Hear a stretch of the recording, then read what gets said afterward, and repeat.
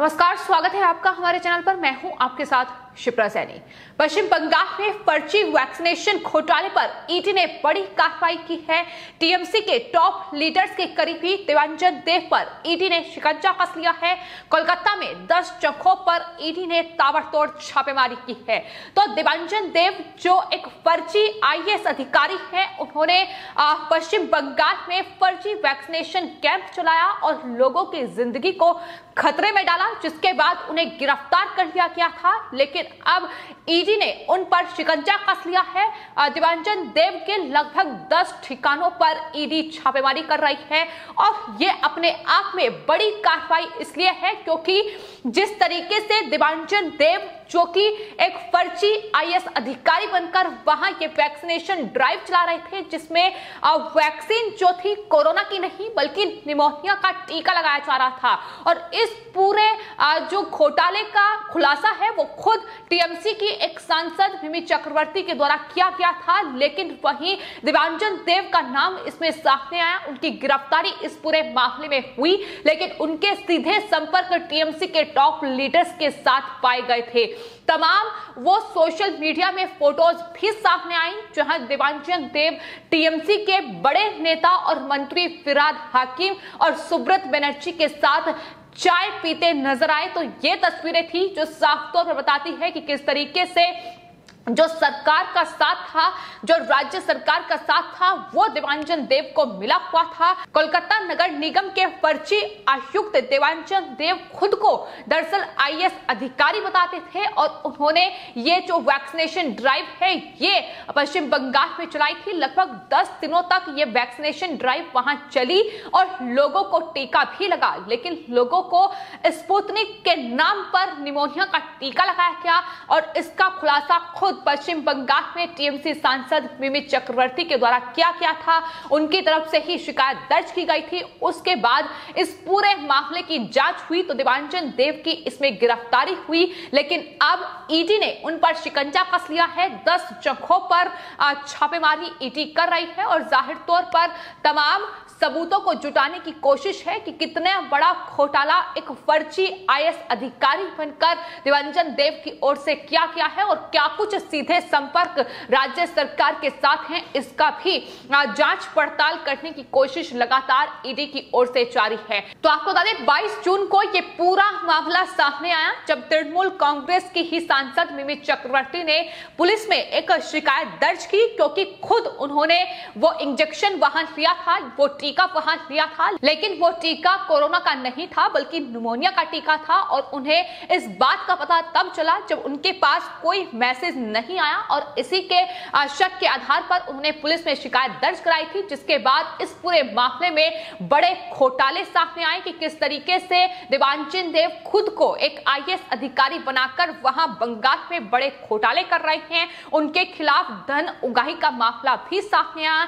इसके अतिरिक्त पैसों के गलत लेन देन का आरोप भी उन पर लगा और इस पूरे मामले में पहले से ही ईडी ने कोलकाता पुलिस से कागजात मांगे थे और अब उनके ठिकानों पर छापेमारी की जा रही है। यानी पश्चिम बंगाल में ममता बनर्जी की नाक के नीचे जिस तरीके का भ्रष्टाचार हो रहा है, वैक्सीन के नाम पर जो फर्जी वैक्सीनेशन ड्राइव चलाई जा रही है, लोगों की जिंदगी को खतरे में डाला जा रहा है और ममता सरकार हाथ पर हाथ धरे बैठी हुई है और उसके उलट केंद्र सरकार पर तमाम आरोप लगाए जा रहे हैं। लेकिन बंगाल में वैक्सीनेशन के नाम पर जो बड़े भ्रष्टाचार हो रहे हैं, लोगों की जिंदगी को खतरे में ममता बनर्जी डाल रही हैं, इसको लेकर अब कहीं ना कहीं जो केंद्रीय जांच एजेंसियां हैं उनका शिकंजा भी पश्चिम बंगाल में बढ़ता जा रहा है। आपको बता दें पहले ही बीजेपी के नेता और नंदीग्राम से विधायक शुभेंदु अधिकारी फर्जी वैक्सीनेशन को लेकर बड़े खुलासे बंगाल में कर चुके हैं। उनका साफ तौर पर यह कहना है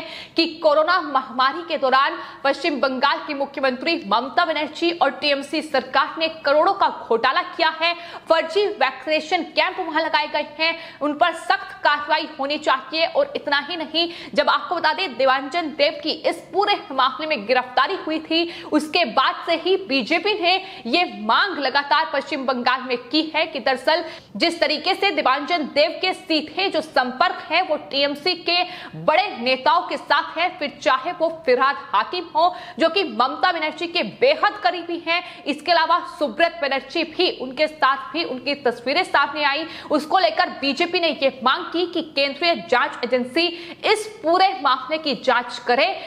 अगर स्पुतनिक के नाम पर अगर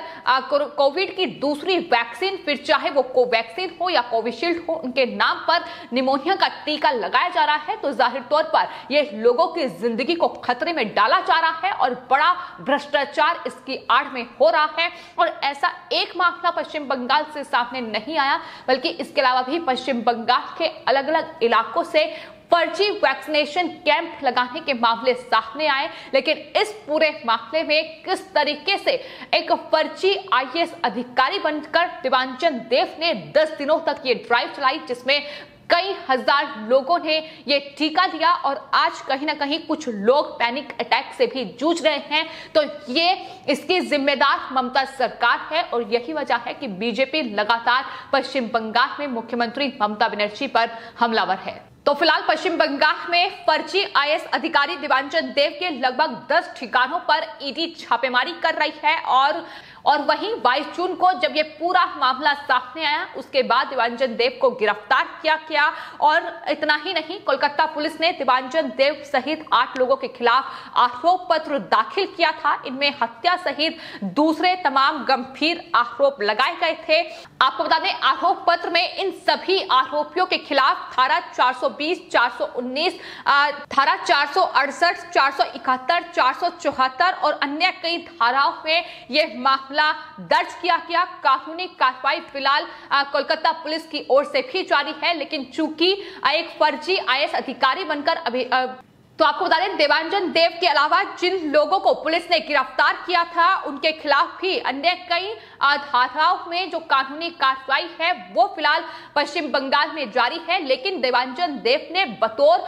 फर्जी आईएएस अधिकारी बनकर जिस तरीके से बड़े गंभीर मामलों को अंजाम दिया है, उन्होंने उगाही का काम किया है, किस तरीके से लोगों से पैसा लेकर उनका कार्य नहीं करवाया गया और कहीं ना कहीं ये सब कुछ ममता बनर्जी सरकार की नाक के नीचे ही हो रहा था। तमाम मंत्रियों का साथ जो है, फिर चाहे फिरहाद हाकिम हो या नेता सुब्रत बनर्जी हो, उनका साथ देवांजन देव को मिला हुआ है। यह भी बड़ा खुलासा बीजेपी कर चुकी है और यही वजह है कि बीजेपी ये मांग कर रही है कि केंद्रीय जांच एजेंसी ही इस पूरे मामले की जांच करे। अगर इस पूरे मामले में जांच होगी तो जाहिर तौर पर पश्चिम बंगाल में ममता बनर्जी सरकार के कई नेता ईडी के शिकंजे में आ सकते हैं, यह भी लगातार बीजेपी की ओर से कहा जा रहा है। तो पश्चिम बंगाल में कितने बड़े भ्रष्टाचार ममता बनर्जी सरकार ने किए हैं और किस तरीके से इन भ्रष्टाचार को करने के लिए नौकरशाहों का इस्तेमाल किया गया, अधिकारियों का इस्तेमाल किया गया,